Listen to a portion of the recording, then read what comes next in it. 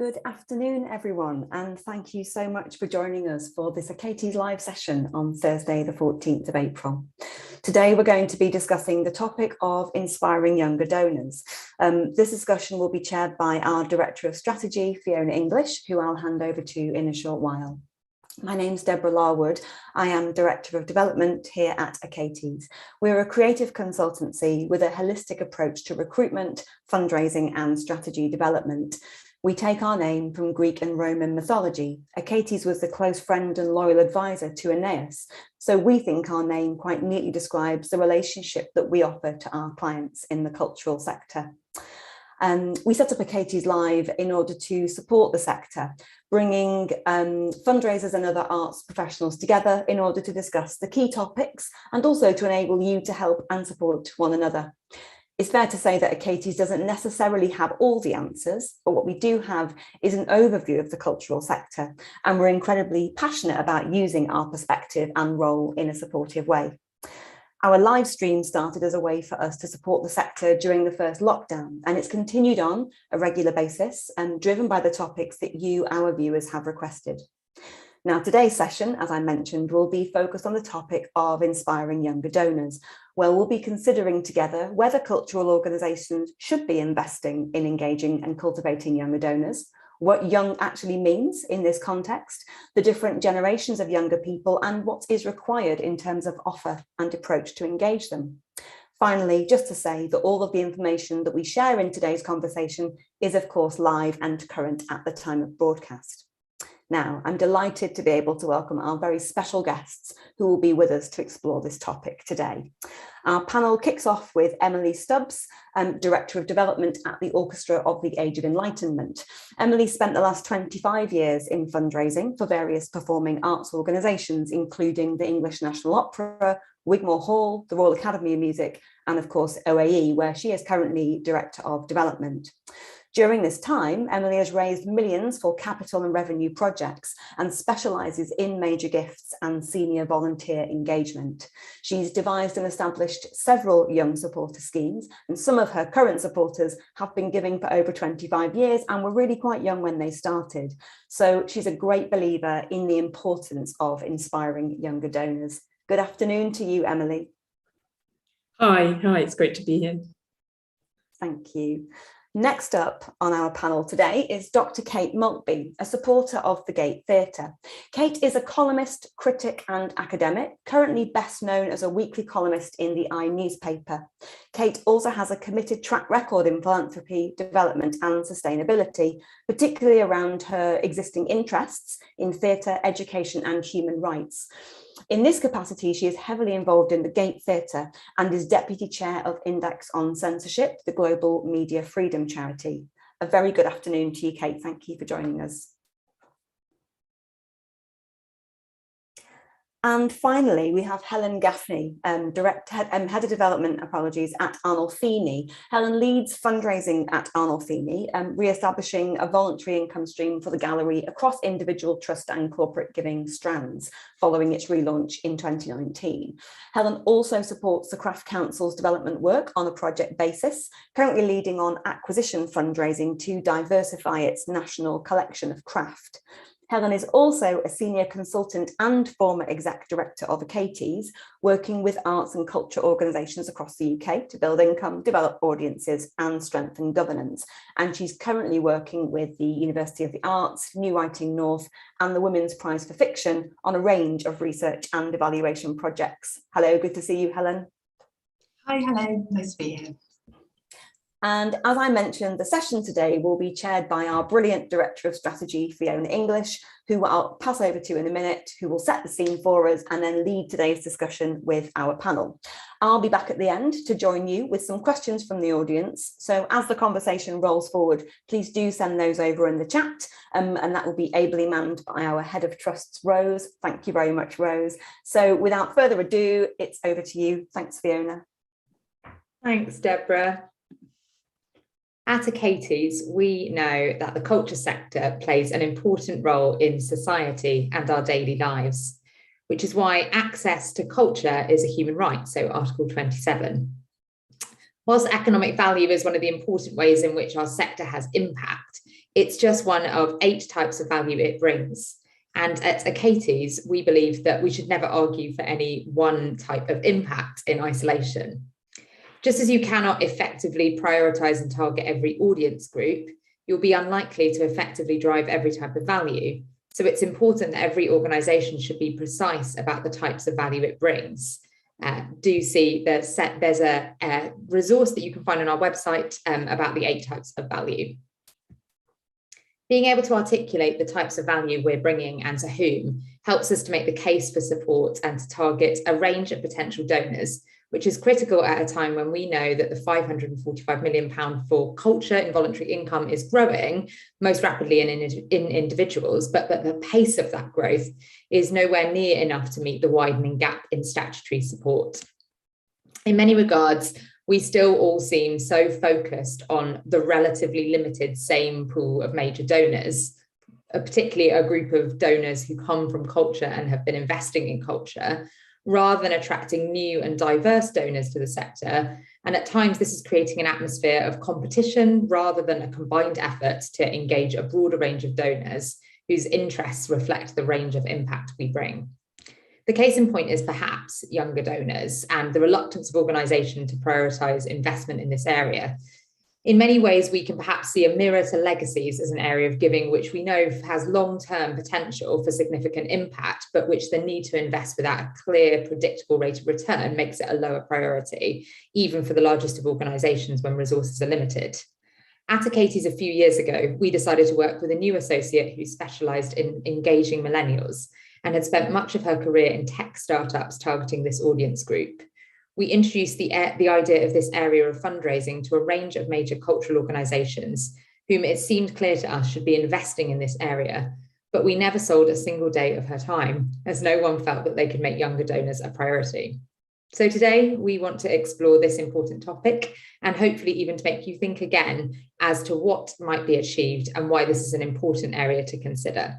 So I'd like to hand over to our brilliant panel who are going to share their insights and experience with us. And panelists, if I could perhaps ask you to go through in the order that Deborah introduced you. So Emily, starting with you, if that would be all right. Yeah, absolutely. Thanks very much. I'm just going to talk very briefly about the 2 most recent Young Patrons programmes that I have created. The first is at the OAE where I work, and the one prior to that was at English National Opera. At English National Opera, we created many, many years ago, and I hate to think how many years ago, it was probably 15 years ago, the debut scheme, which we launched for supporters in the 18 to 35 year age group. We deliberately did what I would recommend to everybody, which is to run it in tandem with a standard friends and patrons scheme. So you have similar levels, the ladder is the same, you have very similar benefits. So you're minimizing the amount of additional resource you need to run it, but you have 1 or 2 additional benefits that are designed to specifically appeal to younger supporters. We would go to every Freshers' Fair in London and Oxford and Cambridge to recruit people to the scheme. English National Opera obviously has a range of ticket discounts for people of this age group, so we didn't need to offer that as part of the scheme, which is really important if you're wanting to avoid the sort of double whammy VAT gift aid benefit nightmare that we spend so much time sidestepping. The events that proved most popular with that age group, and certainly the same in my current role, were networking events for similarly aged young supporters. So the most popular was always brunch and backstage tour at the Coliseum on a Saturday morning, and the brunch in the staff canteen. So if there were rehearsals, they would see players and singers in the canteen as part of that. And at that time, what people wanted to do most was to meet other people of the same age with similar interests. We had quite a bit of success hooking up with other young patron supporter schemes at the National Theatre, the Royal Opera House, the National Gallery. So there's a lot of potential for tapping into each other's, offering reciprocal benefits and opportunities, and increasing the pool of supporters at that level. At the OAE, we've also created a young patron scheme, which runs in parallel with our standard schemes We've expanded the definition of young, and this goes up to 45, because, you know, to me, that obviously feels very young. And it's all relative. If you compare it to the average age of our normal patrons, 45 is still quite young. We again decided we were just going to piggyback on a lot of the benefits and opportunities in our standard grown-up schemes, you know, access to open rehearsals, things like that.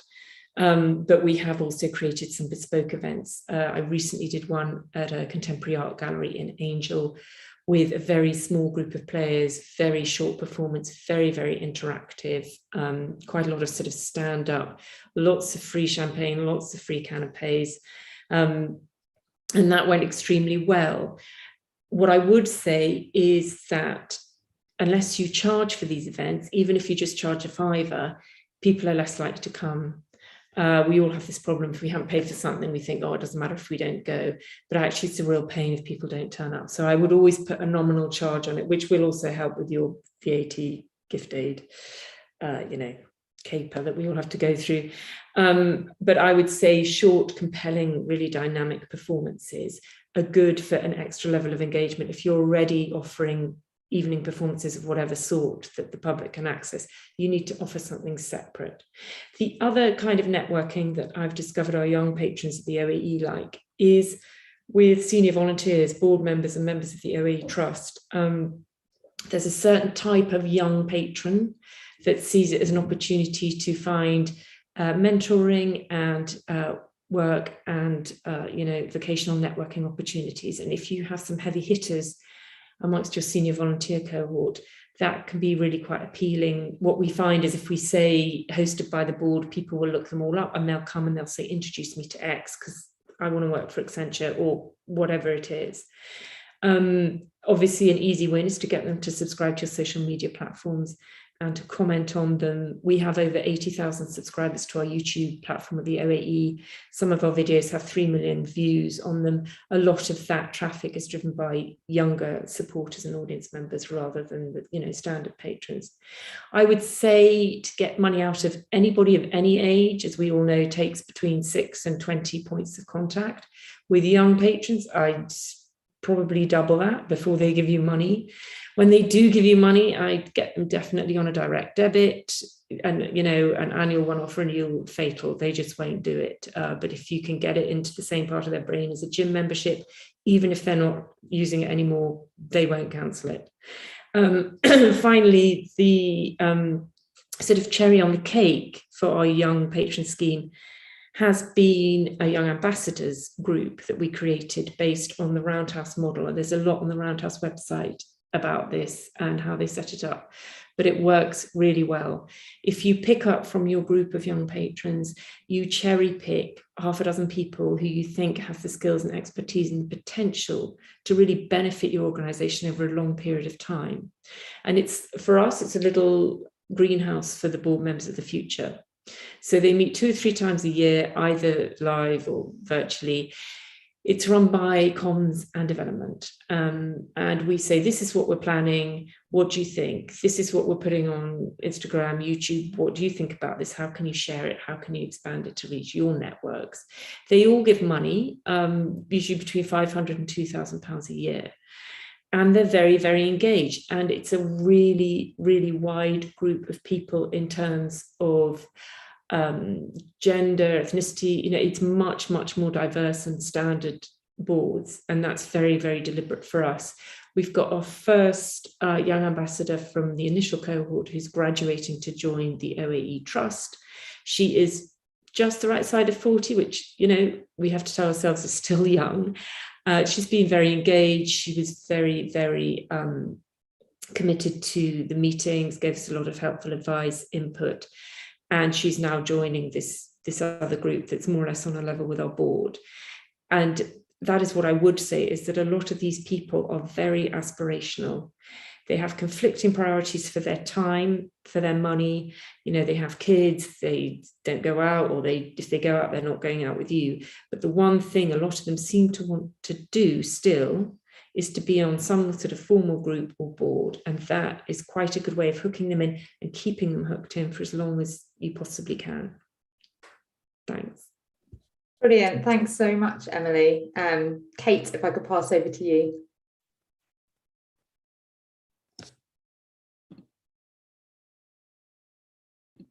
Oh, Kate, I'm so sorry. I think you might be on mute. Forgive me. I think it automatically remuted me. Hello. I was about to explain that I was, well, at least once a young patron, but surely not being able to unmute myself on a call is the clearest sign that I'm joining the elderly cohort. But I was just saying that I'm sure, like many of you, have been sitting there listening to Emily, very impressed at the level of success that she's clearly talking about, because it is precisely that, that project of building a network of younger patrons who are the pipeline to the future and who are going to provide the voluntary leadership of an organization that I was a bit involved with at the Gate, that I've looked at in a lot of contexts now, and it is very difficult. I should say, if we're going to be in all honesty, this question about who is a young patron fascinates me. But at the time when I was most involved in the Gate Theatre, I was probably in my late 20s. And I'm now just 36 as of a couple of weeks. So I think by our standards, I became I was no longer a young patron as soon as I turned 35. But I'm now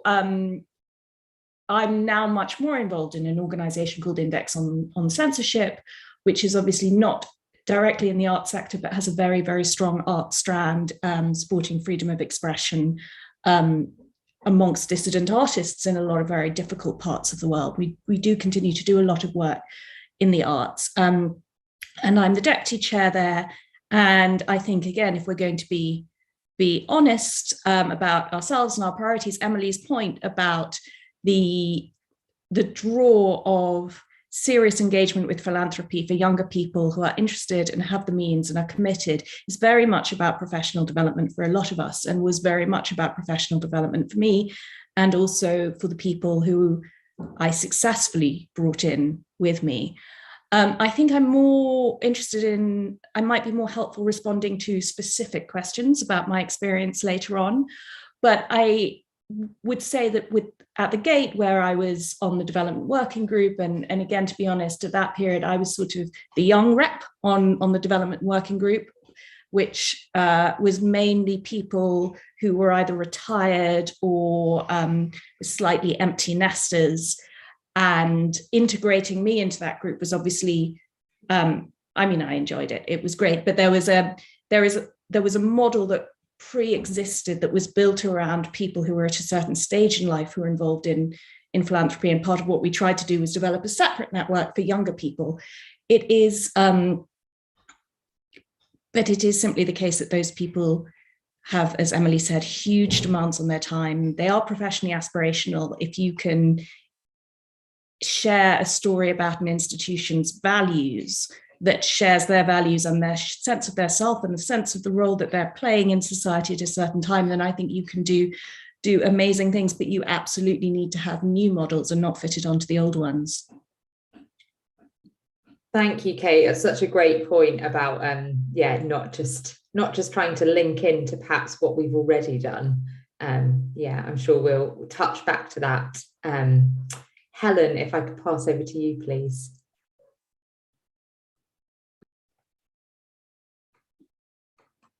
Of course, I'm also struggling with the unmute there. So I think that positions my age well as well. Yes, great.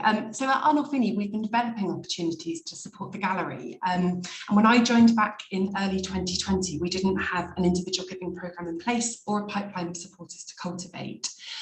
So during COVID, we've been using this as a bit of a catalyst and an opportunity to invert our approach to fundraising.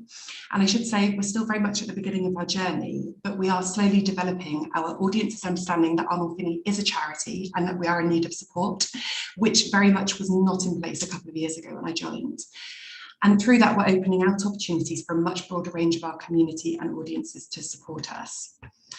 I think it's important to say that this, for us, is a really significant part of our journey for a number of reasons. Bristol is a really young city. The average age of our population is much lower than the UK average. And this is influenced in part by the fact that it's a large university city and there's a big student population here. I should say this is important for Arnolfini. We're an independent but linked charity to one of those main universities, the University of the West of England. Many of our community partners who bring a great deal of value to our programme work with young participants from the city, and we, through our programme, work at developing their ownership and interpretation of our work. And I think finally, kind of drawing all of that together, Arnolfini is a significant organisation which provides safe creative spaces in a city where there's an extreme divide in wealth across the city. And I think when we think about all of those factors together, what we wanted to do when we sort of started as a new team back in 2020 was think about an individual giving programme which enables a sense of ownership across all of our communities and audiences, and which ensures gift levels of all sizes are valued. So what we've developed, and it is directly as a result of COVID and the need for gallery bookings to be put in place when we reopened, is we've developed a supporter base of nearly 5,000 bookers who have contributed what we understand to be, but again, the analysis around this is fairly slim, it's a first-time gift to Arnolfini, and the levels there range broadly from £1 to £20. We had some set levels at 3, 5 and 10, and there's been some deviation both down and upwards of that. What we know, and we use a local ticketing provider to enable that booking system called Head First, is that our general demographic of audiences booking and who are making donations is fairly young. There is a range in this, and we are just working out as a gallery what young means to us. We haven't quite nailed that, but having worked on sort of other fundraising and individual giving schemes in the arts, this is a younger group. And I think what's really important to say is that they're contributing a huge amount of value to our programme, which is through what might be considered smaller gifts, but we aren't very keen on that terminology here. We look at them as a whole, as a community, and when we look at this group of younger donors and the driving impacts that they have on our individual giving income, what they're contributing is a significant total gift. What we don't want to do is, when we think about next steps of as our gallery bookings start to fall away, do we keep that in place or do we think about another membership model? And what we don't want to do is replicate a traditional membership model. We're very keen to develop an impact philanthropy style model, which inverts our audience's understanding of where the value of a gift is to Arnolfini, no matter what size that is. And I think sitting alongside that is we are exploring ways of how we can develop a more meaningful way of engaging UE students with our fundraising. Arnolfini is a major city campus for them, and thousands of their students are in our building each week. And we're just at the infancy, but starting to explore conversations. How can we be part of things like Rag Week or sponsored runs that take place in the city? And how does that start to develop that ownership of us? We're also exploring with organisations like the Art Fund how we can dovetail some of our findings and some of our understanding of our audiences with their work. They're also developing their student memberships and thinking about volunteering placements. And we've also started looking at them with things like Art Fund, which is their crowdfunding platform, which seems to work really nicely for a next stage for our individual younger donors. And I think as well, what we're really keen to do is learn a great deal from our community partners. So they really advocate and platform the voices of young people in the city. And I think what we need to do is understand and learn a great deal from them. And I think for us, it's this interesting position where we haven't particularly thought about targeting a younger group of supporters in the city. They've really been our individual giving starting baseline. And I think we have a great deal to learn from them. The brief analysis that we've started to do with a sample focus group that we've invited into just a few key moments over the last 6 months is that they are broadly students, they're academics, they're artists and they're creatives. And I think that's a really exciting proposition for us as we think about what do we do with them next and as we start to understand what more they might want from Arnolfini. Brilliant, thanks so much, Helen. Really fascinating I think already we're getting to one of the hearts of the problem, which is it's so hard in all these different organisations to define age as a starting point when we talk about young audiences. And it's fascinating to hear all three of you talk about it in reference to the organisation. So Kate giving the great example that the gate is ultimately a relatively young theatre company, and therefore what young looks like at the gate is perhaps different to orchestra, perhaps, that is maybe does not have a demographic audience in live music of as young as, say, the Gate or Arnolfini even. So thank you so much. I'm just going to lead on with a couple of questions, and then I'm sure if there are more questions from our audience in the YouTube, we'll pick up on those as well. So I'll just kick us off. I'm interested in thinking, we've talked a little bit about there, which I hadn't thought of, and I'm fascinated in professional development and the role that that may have in philanthropy and the desire for growth. We've also talked on the other side to professional development about micro giving and the desire to perhaps be part of your community or feel invested as a student, maybe in your area or friendship group. Do you think, this is a question to all our panelists, but do you think that that balance traditionally that we perhaps see in reciprocation and philanthropy is different for different age groups? Or do you think that individual donors are ultimately motivated by the same desire to give? Emily, could I start by posing that to you? Well, I think it's a really good question. And certainly, you know, if I look at the sort of demographic of our standard patrons, major donors, it is a world away from the demographic of our young patrons and our young ambassadors.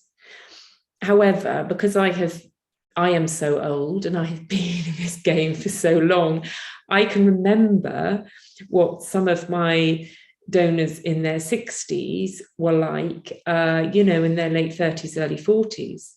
And, you know, at ENO, they used to say, well, when I first moved to London, I was sitting in the balcony at the top of the Colosseum, and then I just worked my way down, you know, as their wealth, as their, you know, priorities, whatever changed. And I think the motives for giving actually are the same. What I have noticed, certainly the organisations I've worked for have had very, very strong accessibility and egalitarian principles behind them. And all the people I've got money out of from whatever income stream have signed up to those principles. What interests me at the moment is the Orchestra of the Age of Enlightenment is the first orchestra to move into a school, and we are in a massive comprehensive in Camden, 1,200 pupils, very high deprivation indices amongst the students. And all of our patrons, whether they're young patrons or they're in their 80s, they want to come to the school and they want to see us interact with these kids, a lot of whom have quite complex educational needs, because they all believe in what music has to offer young people wherever they are from and whether or not they think classical music is for them. And being headquartered in a school and being there every day and rehearsing in a hall and kids just coming in and out when they want, or busking with our musicians or filming all our stuff for our digital streaming platform, has totally changed the way a group of young people who think that classical music isn't for them view it. And it has also changed the way that people fund what we do. We've raised probably £300,000 or £400,000 of new money since we've been in school, which we would never have got before. So I think it's very easy to fall into the trap of thinking that people have different motives, but fundamentally with any art form, the reason we're all doing it surely is that it transcends our preconceived ideas about what different generations get out of life and what's important to them. Great, thank you. Kate, can I throw that same provocation over to you? Unmute. I want to bring in a word we've already heard before, but a different word, impact. So when I talk to people who I'm trying to encourage to bring into donor networks with me, and at the Gate, one of the things we did is obviously that we attempted to set up a network of people who are my age and who I was effectively leading as long-term potential, starting as young patrons and potentially becoming the sort of philanthropic leadership of the community. They are deeply interested in where their money's going. They understand the professionalization of philanthropy that we've seen over the last few decades. They are interested in the business of philanthropy and the business of governance. Sometimes, and I don't think it's helpful to draw too many distinctions between generations. And I think Emily is right that fundamentally in this sector, what's motivating is the art form and the interest in the art form, and that always has to come first. Everything is extra. But I would say that within, at young patrons events that I led, the conversation about impact and obviously the conversation about sustainability always seemed to be considerably louder and more advanced than at some of the events with with the retired class of donors. And that's partly obviously about ethics and the conversation around ethics. And there was something that I was going to say that was related. Oh yes, to go back again to Emily, one of the things that I was frankly slightly envious of listening to you talk at the beginning though, Emily, and particularly about your time at the NO, is the sheer amount of content as an organisation of that size. And I'm sure similarly at the Orchestra of the Age of Enlightenment, that you just have so many artistic events that you can bring people to and so many concerts that they can attend. And then of course you get the dress rehearsals and the platform talks and all the rest of it. And I think one thing that we did find at the Gate, and that will be the case at many smaller arts organisations, is they only do a few productions a year. And when you're in that circumstance, and there may be people listening to this who fall into that category, there's a limit to how many supporters nights you have. If you have 5 productions, you have 5 supporters nights. And at that point, I think it really does have to become, and people are interested in those small community organisations in bringing people into the community involvement. They wanted to come and observe things, in the local schools, of course, but also, Notting Hill has that this was pre-Grenfell mainly, but Notting Hill has a very complicated social history and a huge amount of inequality. And I think not purely for those altruistic reasons, but because when you have fewer productions, you are inevitably, the conversation becomes about the role in the community more. I think that became a huge part because frankly we couldn't offer a different show every month, and that's just about who you are as an organization. You have to find what works for you. Thanks, Kate. Yeah, that's such a good point. That variance and pull of time, as we've spoken about, there is such a pull on often younger donors' times. How do you, on the one hand, deal with only having 3 invitations a year compared to perhaps as another organisation having 20? Really tough in terms of how you engage people. Helen, can I throw that same question to you on reciprocation and philanthropy? Yeah, of course. I think I've got a different answer, and I was just thinking about it as our other panelists were speaking there. And I think for us, in terms of that ownership and how we build that, it's definitely a very sort of Bristol-centred approach. And I think one of the things that we definitely recognise, and it's tied up in the location of where we are on the harbour side in Bristol, is that there is already a great deal of sense of ownership of Arnolfini's space. And so it's kind of, how do we mobilise some of that? Because it's such a landmark in the city that kind of already is in place. We're kind of not convincing people to understand where the gallery is, even if they haven't yet been through the doors. And I think secondary to that, and again, it's a very particularly Bristol, although of course not exclusively, but there's a real sense of activism in the city. And I think there's a lot of campaigning, there's a lot of political movement, and particularly prevalent amongst university and students in the city. And I think all of that sort of ignites as a kind of, how do we mobilise some of that energy around a group of supporters and young people in the city who feel really passionately about what the city represents and what an organisation like Arnolfini should mean to them. So I think, yeah, probably a slightly different answer, but just to kind of say that our journey on that is slightly different in terms of thinking about how do we mobilise some of that energy and think about how we convert that into support for the gallery. But I think fundamental to that is understanding what that group of people want from us as well. So there's quite a conversation and a dialogue there. Fantastic, thank you. I think that phrase, mobilise some of that energy, is really helpful. And I think on the one hand there, we've looked quite a lot at perhaps the motivation for giving, but perhaps I can flick that same question around engaging with a younger demographic into thinking about the offer. So Kate, you spoke so well there about some of the problems we faced in trying to set up a young supporter scheme at the gate, particularly having a reduced offer. And Emily, you spoke so well, and although enviously to Kate, but of having a broader offer and the advantages of that. I'm interested in advice that you might have for thinking about younger philanthropy and how you would build that into an approach of engaging, in particular, a younger demographic. Kate, this time, could I start with you possibly? Oh gosh, I was hoping I'd have more time to think. Engagement with a younger demographic. Honestly, Emily, can we go back to Emily and I will come up with something, I promise. Of course, of course. Oh, thanks. I was just thinking, great, I'm going to get a few more minutes. I think I totally hear what you're saying about the disparity between, you know, companies who are putting on like 5 or 6 shows a week and ones who are putting on 5 a year.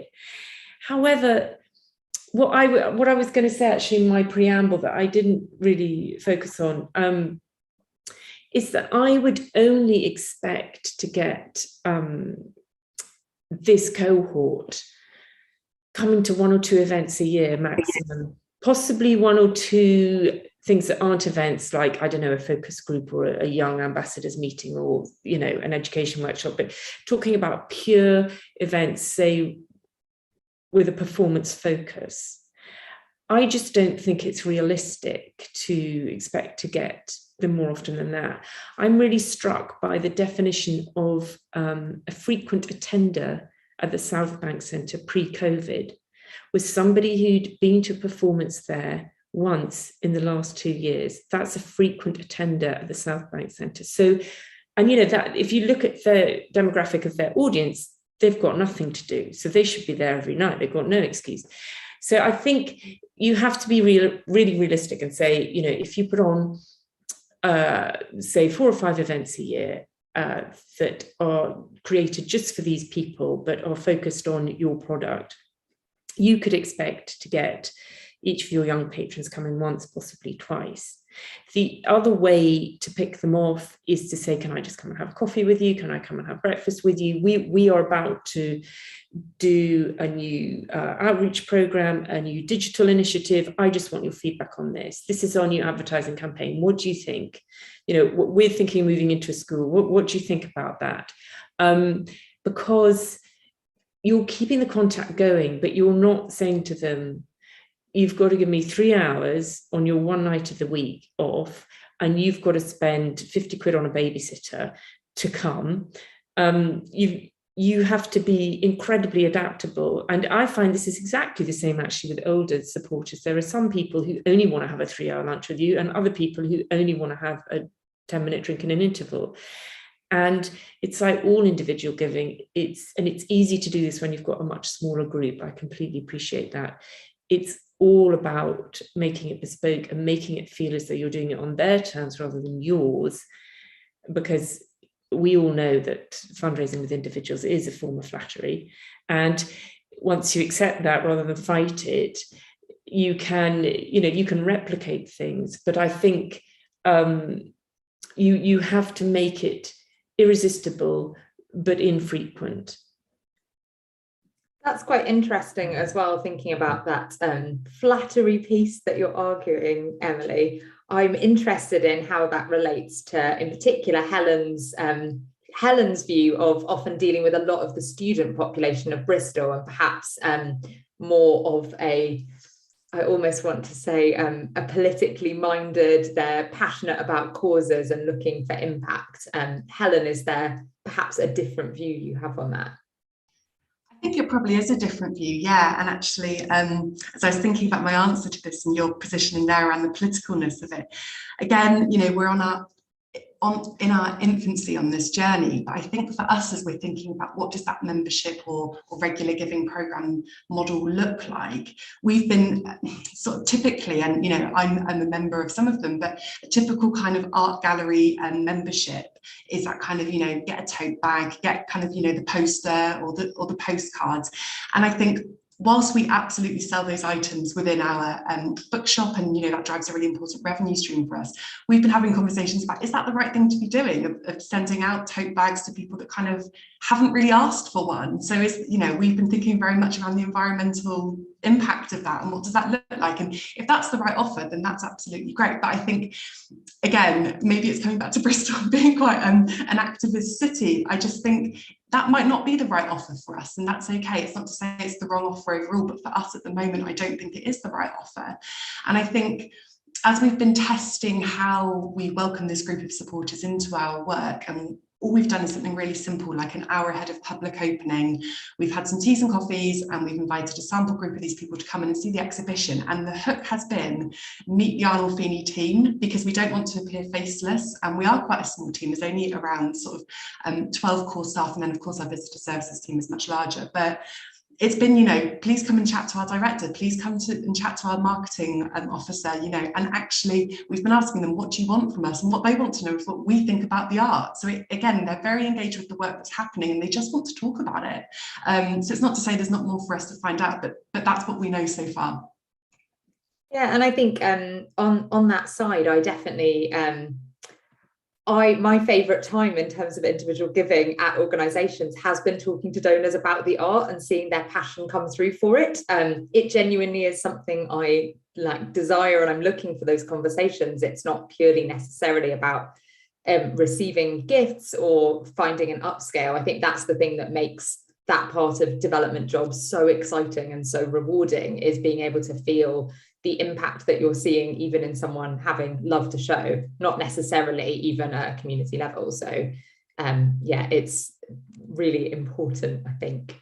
I believe that there's a few questions that have come through on our YouTube. So I'm going to hand over to Deborah just for this section. But thank you so much, panelists. Thank you very much, Fiona, and to our brilliant panel. What a fantastically interesting and open insight into some of the opportunities and approaches and some of those key considerations for attracting and engaging younger donors. Just to say that we're really interested to hear from people watching as to what tools you might find helpful to support you in perhaps creating and shaping your own approach in your organisations to developing a younger donor base. So please do add those into the chat, or feel free to get in touch directly with us on email. As Fiona said, as the panel have been sharing their thoughts and experiences, we've had some really interesting and thoughtful questions from the audience. So I'll just pose a few of those, if I may, to our panel. The first of which is, there's an individual here saying that they're interested in seeding a culture of philanthropy in their organisation, which starts with very low level giving. And they're looking at the young people that they've been welcoming to their shows through discounted tickets. What would the panel say are the key things to consider trying in order to mobilise this sort of new segment of an audience into a donor relationship? Emily, I wonder if I might come to you first on this to get your thoughts on what some of those key considerations might be to move those sort of first-time young audiences who perhaps joined on a discounted ticket into a low-level giving relationship. Yeah, I would, if you're in an organisation that, has enough performances going on and you've managed to segment this group on your database, I would be looking at the next time they came in, inviting them to pre-performance or interval drink, or post-performance if that's easier. And I would be cherry picking some of the younger performers and supporters and possibly board members, staff members, to just come and hang out and chat with them and just say, hey, what did you think of the show? What has got you involved in this organisation? These are the other things we're doing. I would also, just coming back to what I said before, invite them to a rehearsal or an education workshop, or something that is accessible and not stuffed with older people. The other thing, just quickly, that we found very effective, just as part of the sort of tote bag, what do you give these people as benefits? Because I'm like you, I think it's not really sustainable. Everybody's got like 500 tote bags now.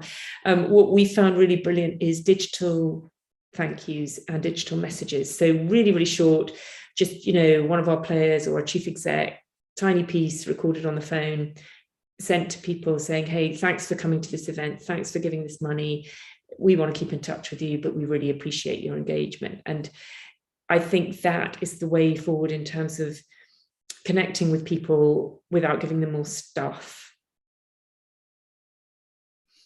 Very interesting. Thank you, Emily. Helen, I wonder if you might have any views to share on that topic as well.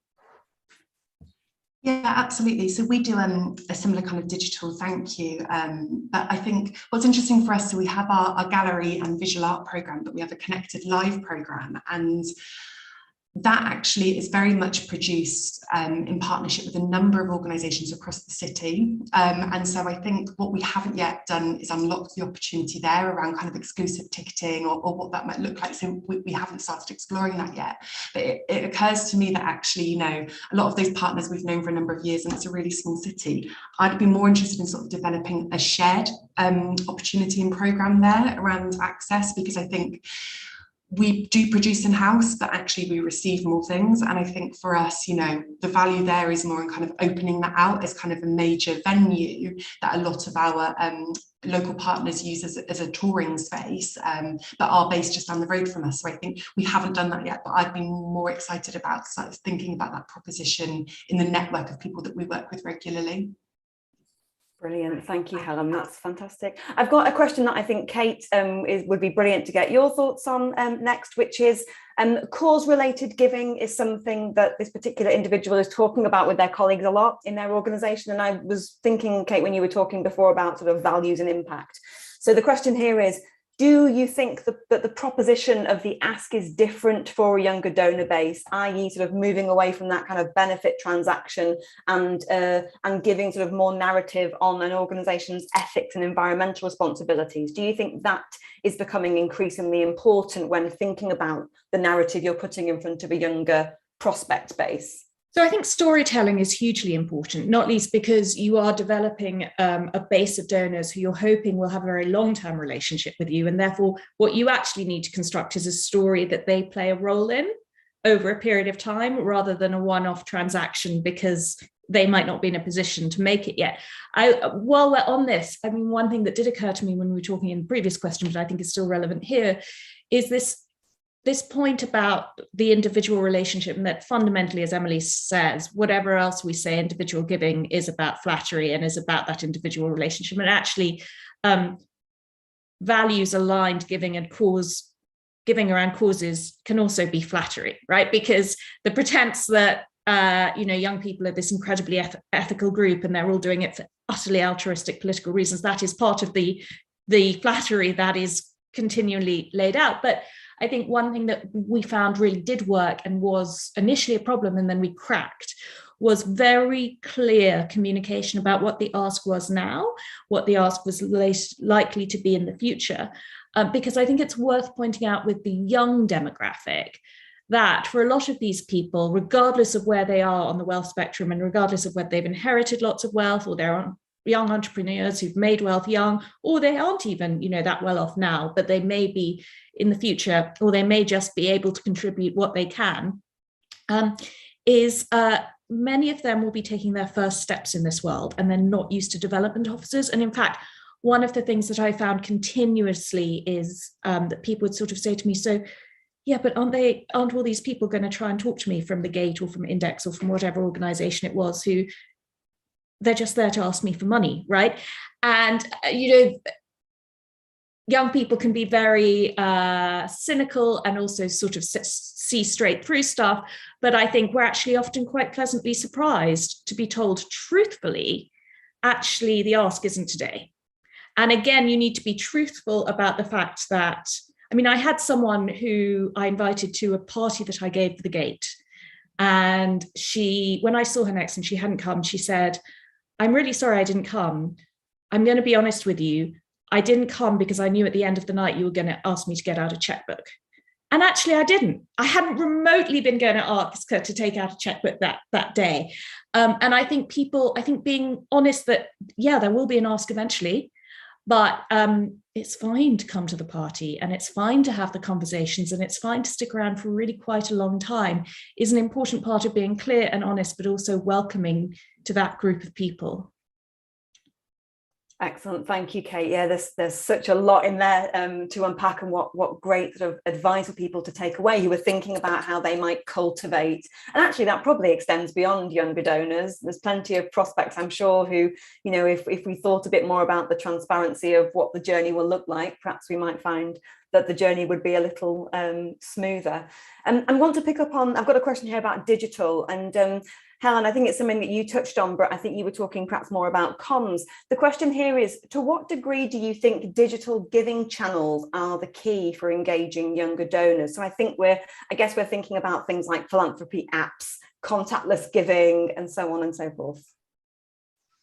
Yeah, great. Happy to answer. I never thought I'd be some sort of representative of digital giving best practice. But I think to say that for us, digital was massive, and it's not because we did a kind of, which I know a lot of organisations were in the place of over the last couple of years, launching a kind of digital campaign of kind of, we need some additional income. That was our position, but actually for us, because we were able to drive the case for our support through the digital gallery booking system, that for us really was the catalyst for that income stream. And I think it was using that tool in a way that we weren't expecting. So we were really able to start to make the case of Arnolfini as a charity through that tool of having a booking system, which was digital, which, you know, we had no experience of doing. And I have professed to not being digitally savvy. And I think for us as well, one of the things, actually it's a really interesting thought, because we have a huge foyer at Arnolfini, and we have had a traditional, you know, large bucket for notes and coins as people leave the gallery. It needs much better messaging around as part of the journey, but we do have a digital donation station, which we put in place as we reopened after COVID, thinking that might be a kind of more sensible way to think about people giving donations. Whilst we do drive quite a lot of traffic through our digital donation station, we actually have still a phenomenal amount of giving coming through our notes and coins bucket. And I think I'm just guessing at the reasons for that, because I don't think the messaging on it is particularly great. It's much nicer and there's much more imagery on the digital donation station. But so whilst that is an important strand of it, actually for visitors in the building, that bucket is still playing a really, really big role. That's fascinating. I would love to know more about that. But yeah, it's interesting. I think contactless giving is something that lots of organisations, venue-based organisations, I should say, are thinking about, not least because of being in a post-pandemic era where so much in life is contactless in terms of financial transactions.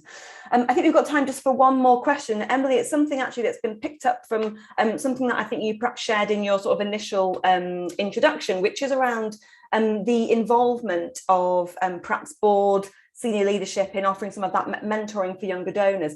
The question really is, what are your sort of key strategies or recommendations for engaging your senior leadership team in the planning and perhaps the actual donor engagement with the young donor base, when perhaps the income that you're driving as a result is not necessarily huge amounts?